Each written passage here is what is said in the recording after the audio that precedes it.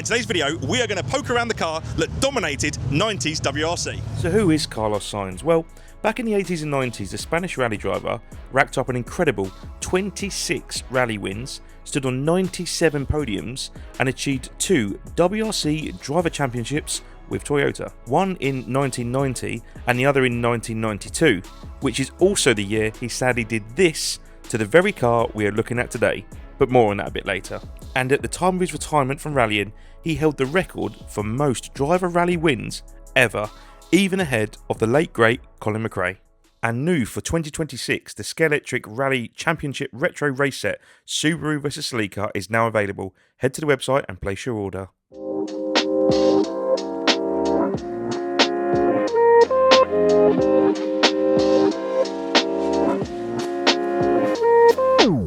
I've been joined by Mark. We've known each other for a little while, haven't we? We have, yep. And ultimately, we're both Toyota fans. Through and through. You even more so than me. I mean, I've had my 205 for 11 years, but you've got a whole plethora of stuff, haven't you? Well, I had a couple of MR2s. Yes, yeah. And I've had 2 of the Carlos Sainz road car homologation specials. The RCs, yep. Yeah, RC as a Jap import. Yep. But one of the 440 that was officially brought into the UK as well. Wow, very cool. So yeah, it's You've had a few. Toes is I'll take these favourite. off. I won't be rude, I'll take them off. But talking of Carlos Sainz, we've got a very special car behind us, signified, of course, by this El Matador. That's El Matador. Yep. Now, this Carlos car, Sainz senior as well, yeah, not the Formula 1 driver. And did you see recently? I say recently. Did you see the Dakar and he won? Still at his age, racing and still bringing home the trophies. Has he brought in 2 or 3 Dakar wins? Something crazy like that, yeah. But what a guy! What it. a guy!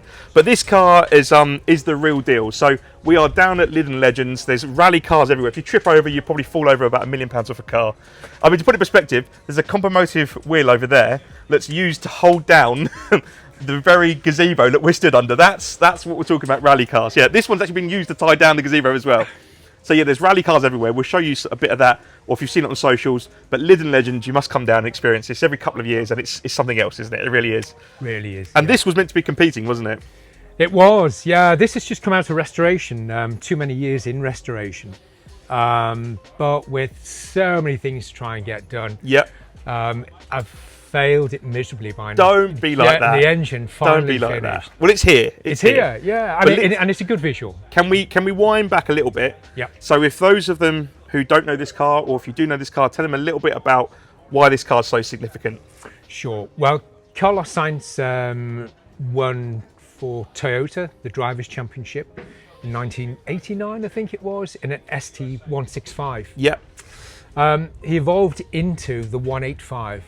Which is what this is. Which is an ST185, known as a GT4. Yep. 4-wheel drive, Toyota Team Europe car, built in Cologne.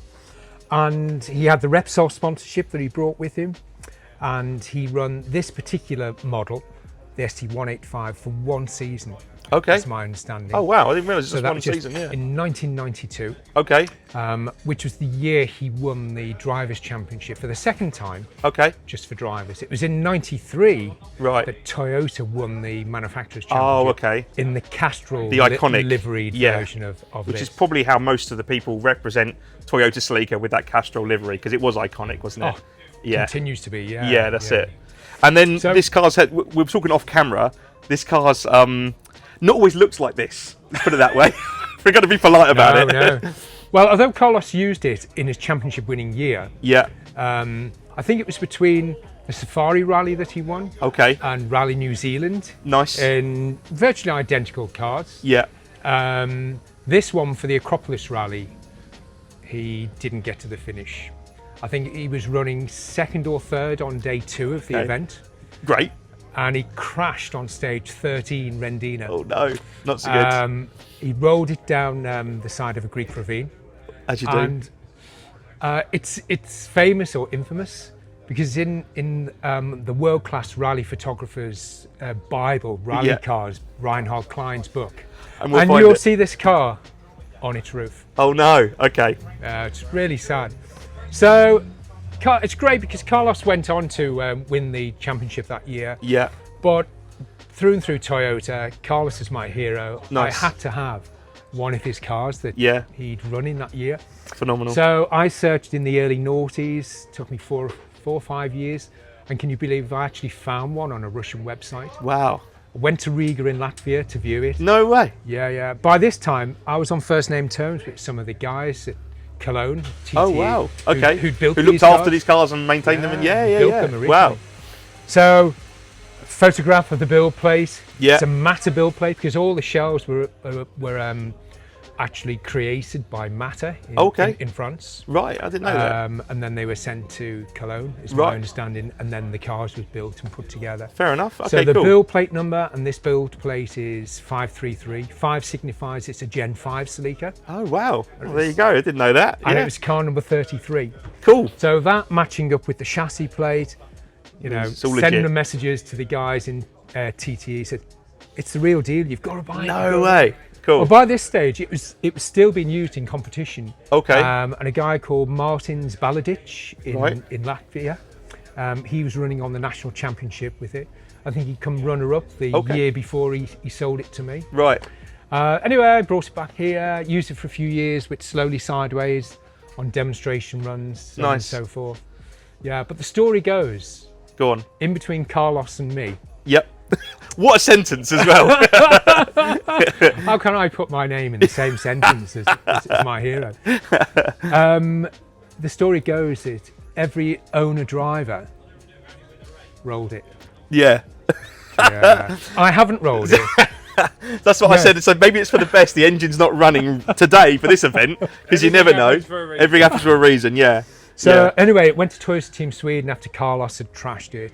And Some other famous names you were saying. come on, what's the guy's name? Thomas Radström. Oh, yes.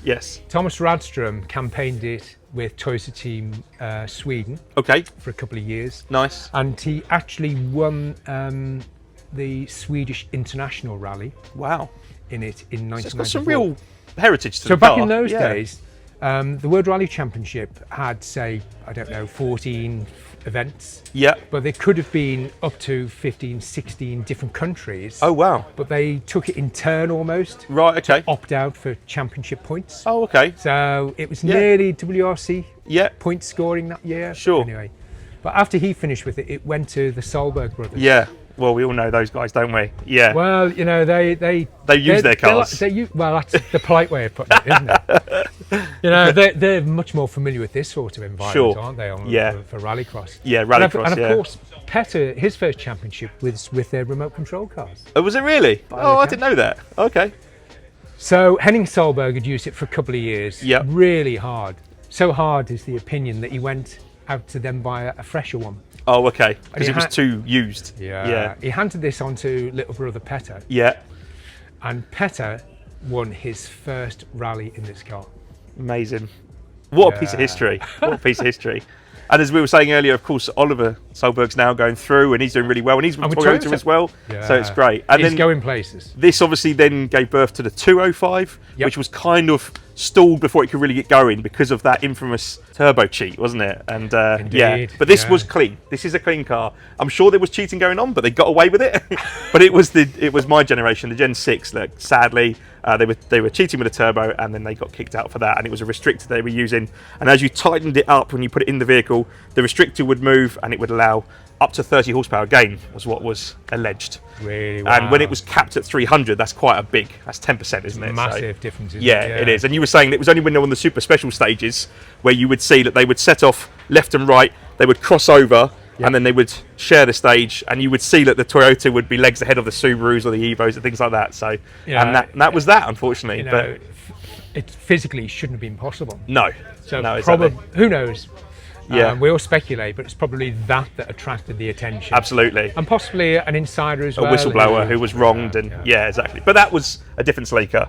This is phenomenal. So thank you so much for say being that along. though, because the amazing number of people come and say, "Oh, wasn't that the car that was caught Cheating, yeah. No, this is a 185. That Yeah. was a 205. Well, I always call the 185s, these are the ones that actually won stuff. And in my car was just the one who could have won stuff. But it never got the chance to. But these are coming up in value massively now, aren't they? The 185s. They weren't as desirable as the 205s, but they're coming up definitely Very much now. on the road Yeah. car scene. Yeah, absolutely. Definitely, yeah. They were always behind their equivalents by the Subarus and the Evos and things like that. Yeah, absolutely. Yeah, let's have a little walk around. Yeah. We can have a look inside.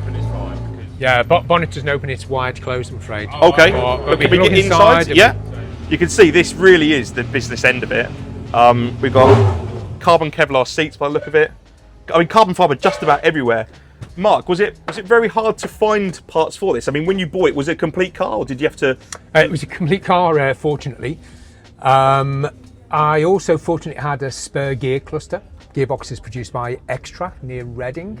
I had a spare cluster, and it was interesting because I lost reverse, and I was speaking with one of the TTE techs, and he said, "Oh yeah, it's not had the modification." Oh. What do we do? Well, don't worry about it. Stick your spare cluster in. So. Okay. I've still got another cluster which doesn't have reverse. But parts, when Toyota finished in the rally car scene and they moved into F1, and that was an era for them, an awful lot of the kit and the rights to have items reproduced through the various suppliers and manufacturers went to a guy in the Netherlands. Oh, right. And you can still get parts from him in many cases. And he was such don't forget these were still being used in active competition, championships in various places. So where parts were no longer available, if they had a pattern part, they'd have items replicated. But everything else, this is kind of how they would have rallied them? Absolutely. Yeah. Although this was all flocked as well. Was it, the carbon fibre? But it'd been battered and bruised so much by the time it came to me. Yeah. I took the flocking off, and it's been a dilemma. Oh, okay. Do I flock it again and hide the carbon? Carbon, right. Yeah, there'd even been, examples where it'd been butchered to have a two-way radio installed. Oh, right. And these are all the sort of fuses and stuff and switchgear for the co-driver? So all of the electrics are here, traditional fuses, relays. These are aircraft spec fuses. No way. So press that and you make connection. Wow. If it trips, it pops out. No way. That's so cool. Immediately you know in front of you what's going on. There's the Caralba navigator's computer, for trips, for time elapse, distance travel, distance to go. It's quite a thing to actually get your head around. And then there's a mini version of that which would give the driver minimal information. Of course, no speedo. No. Who needs a speedo? No if you way. need a speedo in a rally car, you're not going fast enough, are you? Words to that effect. You've got to remember as well that these were road cars, weren't they? So they had to be able to drive between stages. Yeah. So they would do a lot of road miles in these. Well, do you know what? I've never run it in stage setting. Oh, really? Okay. I haven't got the skills to control this beast, which would be running with anti-lag, water injection. Are they still charge cooled like the road car? Absolutely. They are still charge cooled, yeah. Okay. And what about the suspension? Because the Gen 6 Celica has a very complicated McPherson Superstrut suspension.